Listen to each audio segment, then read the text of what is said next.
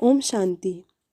अव्यक्त स्थिति प्राप्त करने के लिए बाप दादा ने हृदय मोहिनी गुलजार दादी के माध्यम से हमें जो पुरुषार्थ बताया उसका मनन करेंगे। वाणियों के द्वारा संपूर्णता का पुरुषार्थ करेंगे। सभी अव्यक्त वाणियाँ प्राप्त करने के लिए चैनल को सब्सक्राइब करें व बेल आइकन को प्रेस करें। अव्यक्त वाणी 6 फरवरी 1969। टॉपिक है महिमा सुनना छोड़ो, महान बनो। सभी याद की यात्रा में बैठे हो। पढ़ाई का सार तो समझ में आ गया। उस सार को जीवन में लाकर के दुनिया को यह राज सुनाना है। रचयिता और रचना की नॉलेज को तो समझ गए हो। सुना तो बहुत है, लेकिन अब जो सुना है वह स्वरूप बन के सभी को दिखाना है। कैसे दिखाएंगे? आपकी हर चलन से बाप और दादा के चरित्र नजर आवे। आपकी आंखों से उस ही बाप को देखें। आपकी वाणी से उन्हीं की नॉलेज को सुने। हर चलन में हर चरित्र समाया हुआ होना चाहिए। हर चलन में हर चरित्र में समाया हुआ होना चाहिए। सिर्फ बाप के चरित्र नहीं, लेकिन बाप के चरित्र देख बच्चे भी चरित्रवान बन जाएं। आपके चित्र में उसी अलौकिक चित्र को देखें। आपके व्यक्त रूप में अव्यक्त मूर्त नजर आए। ऐसा पुरुषार्थ करके जो बाप दादा ने मेहनत की है उसका फल स्वरूप दिखाना है। जैसे अज्ञान काल में भी कोई कोई बच्चे में जैसे कि बाप ही नजर आता है। उनके बोल चाल में अनुभव होता है जैसे कि बाप है। इसी रीति से जो अनन्य बच्चे हैं उन एक एक बच्चे द्वारा बाप के गुण प्रत्यक्ष होने चाहिए और होंगे। कैसे होंगे? उसका मुख्य प्रयत्न क्या है? मुख्य बात यही है जो साकार रूप में भी सुनाई देगी। याद की यात्रा, अव्यक्त स्थिति में स्थित होकर हर काम करना है। अब तो बच्चों को बहुत सामना करना है, लेकिन समर्थ साथ है, इसलिए कोई मुश्किल नहीं है। सिर्फ एक बात सभी को ध्यान में रखनी है कि सामना करने के लिए बीच में रुकावट भी आएगी। सामना करने में रुकावट कौन सी आएगी मालूम है? देह अभिमान। देह अभिमान तो एक मूल बात है, लेकिन सामना करने के लिए बीच में कामना विघ्न डालेगी। कौन सी कामना? मेरा नाम हो, मैं ऐसा हूँ, मेरे से राय क्यों नहीं ली, मेरा मूल्य क्यों नहीं रखा। यह अनेक प्रकार की कामनाएं सामना करने में विघ्न रूप में आएंगी। यह याद रखना है हमको, कोई कामना नहीं करनी है, सामना करना है। अगर कोई कामना की तो सामना नहीं कर सकेंगे। और अव्यक्त स्थिति में महान बनने के लिए एक बात जो कहते रहते हैं वह धारण कर ली तो बहुत जल्दी और सहज अव्यक्त स्थिति में स्थित हो जाएंगे। वह कौन सी बात? हम सभी मेहमान हैं। हम अभी मेहमान हैं, क्योंकि आप सभी को भी वाया सूक्ष्म वतन होकर चलना है। हम मेहमान हैं ऐसा समझने से महान स्थिति में स्थित हो जाएंगे। मेहमान के बजाय ज़रा भी एक शब्द में अंतर कर लिया तो गिरावट भी आ जाएगी। वह कौन सा शब्द? मेहमान समझना है, लेकिन महिमा में नहीं आना है। अगर महिमा में आ गए तो मेहमान नहीं बनेंगे, मेहमान समझेंगे तो महान बनेंगे। है ज़रा सा अंतर मेहमान और महिमा, लेकिन ज़रा सा अंतर भी अवस्था को बहुत नीचे ऊपर कर देता है।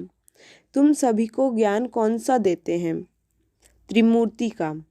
जैसे त्रिमूर्ति का ज्ञान औरों को देते हो, वैसे अपने पास भी तीनों बातों का ज्ञान रखना है। 3 बातें छोड़ो और 3 बातें धारण करो। जब यह 3 बातें छोड़ेंगे तब ही स्वरूप में स्थित होंगे। सर्विस में सफलता भी होगी। बताओ कौन सी 3 बातें छोड़नी हैं जो सर्विस में विघ्न डालती हैं? एक तो कभी भी कोई बहाना नहीं देना। दूसरा, कभी भी किससे सर्विस के लिए कहलाना नहीं। तीसरा, सर्विस करते कभी मुरझाना नहीं। बहाना, कहलाना और मुरझाना, यह तीन बातें छोड़नी हैं। यह तीन बातें छोड़नी हैं। और फिर कौन सी तीन बातें धारण करनी हैं? त्याग, तपस्या और सेवा, यह तीन बातें धारण में चाहिए। तपस्या अर्थात याद की यात्रा और सर्विस।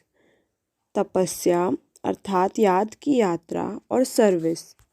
तपस्या और सर्विस के बिना जीवन नहीं बन सकती। इन दोनों बातों की सफलता त्याग के बिना नहीं हो सकती। इसलिए तीन बातें छोड़नी हैं और तीन बातें धारण करनी हैं। अगर इन तीनों बातों की धारणा हुई तो क्या बन जाएंगे? जो आपका गायन है ना, वही स्वरूप बन जाएंगे। यहाँ आबू में भी आपका गायन है। किस रूप में और कौन से रूप का यादगार है? तपस्या के साथ साथ और भी कोई मुख्य रूप का यादगार है। जिन्होंने देलवाड़ा मंदिर ध्यान से देखा होगा उन्हें याद होगा। जैसे तपस्वी हैं तो त्रिनेत्री भी हैं। त्रिनेत्री के साथ साथ याद त्रिमूर्ति की है। तो जैसा यादगार है त्रिनेत्री का, ऐसा बनना है। तीसरा नेत्र कौन सा है? ज्ञान का। ज्ञान का तीसरा नेत्र ही यादगार के रूप में दिखाया है। तपस्वी और त्रिनेत्री, तीसरा नेत्र कायम होगा तभी तपस्वी बन पाएंगे। अगर ज्ञान का नेत्र गायब हो गया तो तपस्या भी नहीं रह सकती। इसलिए अब त्रिमूर्ति शब्द को भी याद करके धारणा में चलेंगे तो वह बन जाएंगे। जो शक्तियों का गायन है, जो प्रभाव है, वह देखने में आएगा। अभी गुप्त है। अभी तक शक्तियाँ गुप्त क्यों हैं? क्योंकि अभी तक अपने स्वमान, अपनी सर्विस और अपनी श्रेष्ठताएं अपने से ही गुप्त हैं। अपने से ही गुप्त होने के कारण सृष्टि से भी गुप्त हैं। जब अपने में प्रत्यक्षता आएगी तब सृष्टि में भी प्रत्यक्षता होगी। अभी शिवरात्रि का जो पर्व आ रहा है उनको और भी धूमधाम से मनाना है। बड़े उमंग और उल्लास से परिचय देना है, क्योंकि बाप के परिचय में बच्चों का परिचय भी आ जाता है। बच्चे बाप का परिचय देंगे तो बाप फिर अव्यक्त में बच्चों का परिचय, बच्चों का साक्षात्कार आत्माओं को कराते रहेंगे। तो इस शिवरात्रि पर कुछ नवीनता करके दिखानी है। क्या नवीनता करेंगे? अब तक जो भाषण किए हैं यह यथा योग तथा शक्ति तो करते रहते हो, लेकिन अब खास शक्ति रूप से भाषण करने हैं। शक्ति रूप का भाषण क्या होता है? ललकार करना। क्या ललकार करना? और ही जोर शोर से समय की पहचान दो और उन्हों को बार बार सुनाओ कि यह बाप का कर्तव्य अब जास्ती समय नहीं है। कुछ तो हाथ में गवा दिया है, लेकिन जो कुछ थोड़ा समय रहा है उनको भी गवाना दो। ऐसे फोर्स से समय की पहचान दो। जैसे आजकल साइंस वाले ऐसे ऐसे बॉम्ब्स बना रहे हैं जो अपने स्थान पर बैठे हुए भी जहां बम लगाना होगा वहां का निशाना दूर बैठे भी कर सकते हैं। तो साइंस की शक्ति से तो श्रेष्ठ साइलेंस है। जैसे वह साइंस के लोग गोले बनाते हैं, वैसे अब शक्तियों को साइलेंस की शक्ति से गोले फेंकने हैं। शुरू शुरू में शक्तियों की ललकार ही चलती थी। अभी शुरू जैसे ललकार नहीं है। अभी विस्तार में पड़ गए हैं। विस्तार में पड़ने से ललकार का रूप गुप्त हो गया है। अभी फिर से बीज रूप अवस्था में स्थित होकर ललकार करो। उस ललकार से कईयों में बीज पड़ सकता है, लेकिन बीज रूप स्थिति में स्थित रहेंगे तो अनेक आत्माओं में समय की पहचान और बाप की पहचान का बीज पड़ेगा। अगर बीज रूप स्थिति में स्थित न रहे तो सिर्फ विस्तार में चले जाएंगे तो क्या होगा? ज़्यादा विस्तार से भी वैल्यू नहीं रहेगी, व्यर्थ हो जाएगा। इसलिए बीज रूप स्थिति में स्थित हो, बीज रूप की याद में स्थित हो, फिर बीज डालो। फिर देखना यह बीज का फल कितना अच्छा और सहज निकलता है। अभी तक मेहनत जास्ती की है, प्रत्यक्ष फल कम है। अभी मेहनत कम करो, प्रत्यक्ष फल ज़्यादा दिखाओ। स्नेह तो सभी का है ही, लेकिन स्नेह का स्वरूप भी कुछ दिखाना है। यूँ तो सदैव इस स्थिति में रहना चाहिए, लेकिन खास शिवरात्रि तक हर एक बच्चे को ऐसा समझना चाहिए जैसे शुरू में आप बच्चों की भट्टी के प्रोग्राम चलते थे। इसी रीति के हर एक को समझना चाहिए। शिवरात्रि तक हमको याद की यात्रा की भट्टी में ही रहना है, बिल्कुल अव्यक्त स्थिति में स्थित रहना है। अपनी चेकिंग करने का ध्यान रखो। फिर इस अव्यक्त स्थिति का कितना प्रभाव निकलता है। मुश्किल नहीं है, बहुत सहज है। कारोबार में आते हुए भी भट्टी चल सकती है। यह तो आंतरिक स्थिति है। आंतरिक स्थिति का प्रभाव जास्ती पड़ता है। सभी अमृत वेला मुलाकात करते हो। अभी तक ऐसा वायुमंडल नहीं पहुंचा है। अब तक मधुबन वालों ने भी स्नेह का सबूत नहीं दिया है। चारों ओर से बहुत कम बच्चे हैं जिन्होंने स्नेह का सबूत दिया है। बाप का बच्चों से कितना स्नेह था। स्नेह का सबूत प्रैक्टिकल में कितना समय दिया, क्या दिया था, याद है? खास अपनी तबीयत को भी न देखकर क्या सबूत दिया था। अपनी शारीरिक स्थिति को भी न देखते भी कितना समय खास सर्च लाइट देते थे। कितना समय स्नेह का सबूत दिया।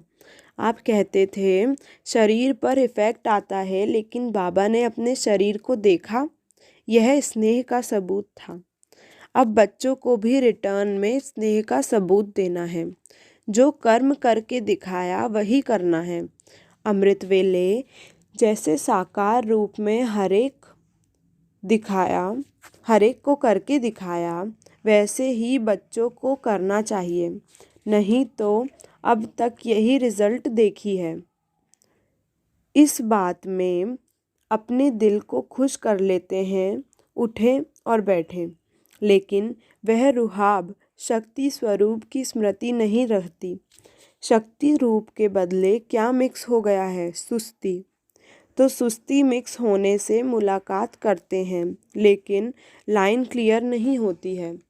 इसलिए मुलाकात से जो अनुभव होना चाहिए वह नहीं कर पाते हैं। मिक्सचर है। यहाँ शुरू करेंगे तो मधुबन वासियों को देख सब करेंगे। मधुबन निवासी जो खास स्नेही हैं, उनको खास सैक्रिफाइस बलिदान भी करना है।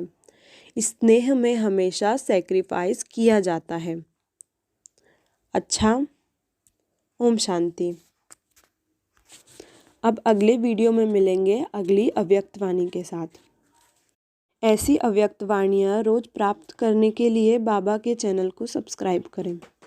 अच्छा, ओम शांति।